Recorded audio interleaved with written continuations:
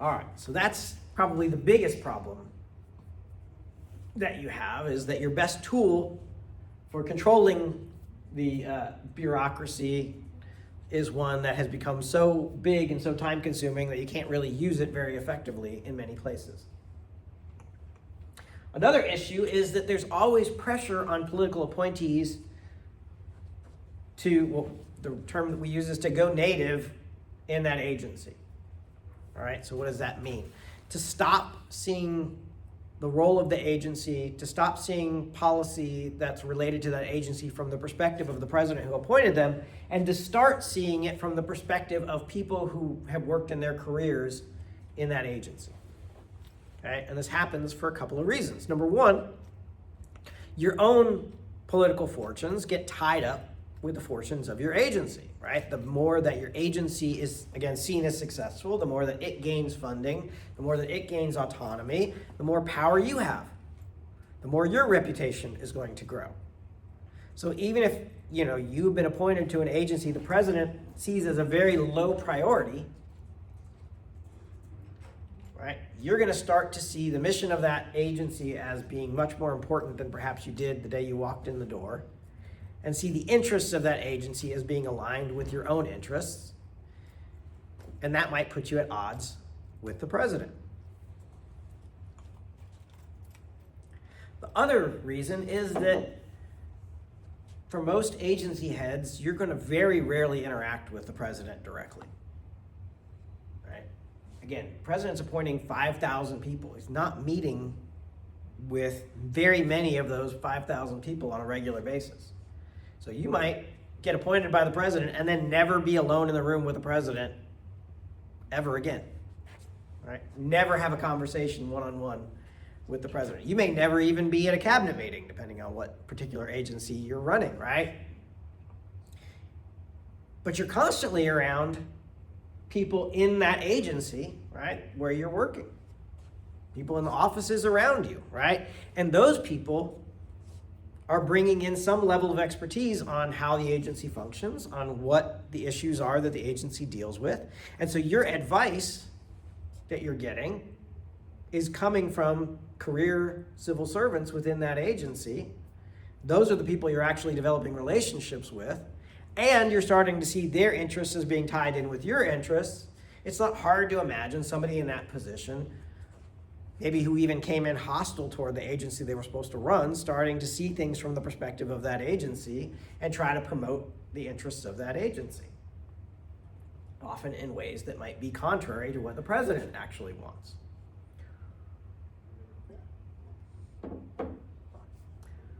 All right, another problem is that the bureaucracy, as we've talked about already, is not created, not organized by kind of a top-down method where we thought, well, what do we actually need a bureaucracy to do, right? How do we rationally allocate resources?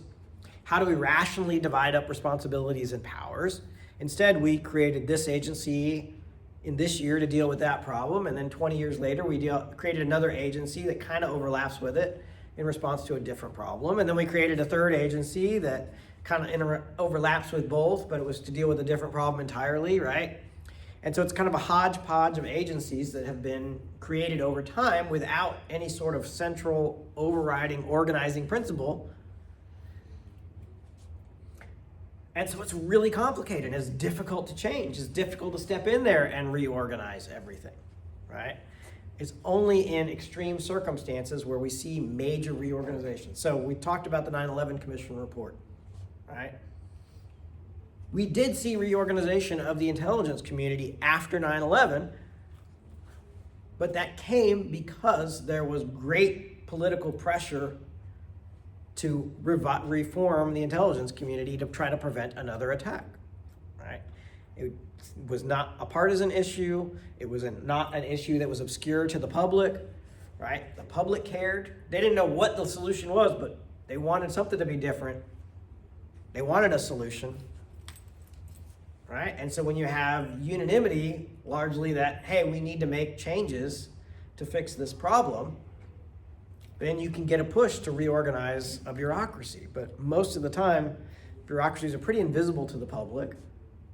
And there's divisions, political divisions between the parties on what that bureaucracy should actually be focused on or how it should be operating. And so it's hard to get enough support to do any sort of major reorganization.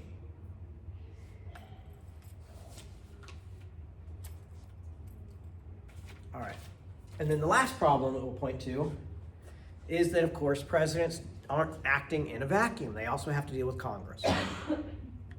And so the president certainly can't unilaterally increase the budget for agencies, can't unilaterally increase staffing for agencies. They need Congress to put those things into a budget, right? Or to authorize the expenditures that you're going to make. And they can't unilaterally make cuts in agencies either in many circumstances, right? Kind of depends on how specific the budget is. So there are areas, so one of the things you saw with the cuts that DOJ was putting in is that they were in areas where Congress authorized the executive branch to spend things for a specific purpose, but didn't say how that money exactly was going to be spent. So when you saw a lot of, for example, foreign aid contracts that were canceled, the reason that a president was in a position to do that is that Congress didn't say, we're going to issue this grant to this agency, this grant to this nonprofit organization, this grant to this country, etc. It just said, we're going to use these funds. And then there was a process for people to apply, people to ask for aid, and it was actually a federal agency that was making the decision of how much money was going to which particular recipient, right? So that means it was within the authority of the president to decide exactly who's getting that aid, right? President can't take that money that was set aside for foreign aid and turn it to a different purpose, but can decide not to use it for certain foreign aid purposes and use it for other foreign aid purposes entirely, right? As long as it fits within the general boundaries of what Congress has set. But if Congress is very specific about how money is supposed to be spent, then presidents don't have that leeway. So one of the things that's happened in the past on a number of occasions is that we've ended up purchasing military equipment that maybe the president or even the Department of Defense didn't really want. Right? And why? Because Congress wrote into the budget that we were going to spend X number of dollars to buy, say, X number of aircraft from this particular company, right? And this particular model of aircraft, right? So it wasn't leeway. It wasn't say, use this to purchase supplies for the Air Force, or even use this to purchase airplanes that the Air Force wants. It was use it to buy this particular model of airplane from this particular manufacturer for this money, right? There's no leeway to change that. So why did Congress do that? Well, usually it turns out that somebody high up in the leadership represented the district where that plane was being manufactured, and they wanted to see more jobs in their district, and this was a way to get it, right? So as president, you were kind of stuck. You would have rather spent that money on something else, even within the Air Force. Maybe the Air Force wanted to spend that money on something else to benefit itself, but Congress said specifically, no, you're spending it on this particular thing, and Congress makes that decision. Okay, so you're kind of stuck. All right, so you've got to work within the parameters of the law, and Congress writes the law. All right, questions about any of that so far?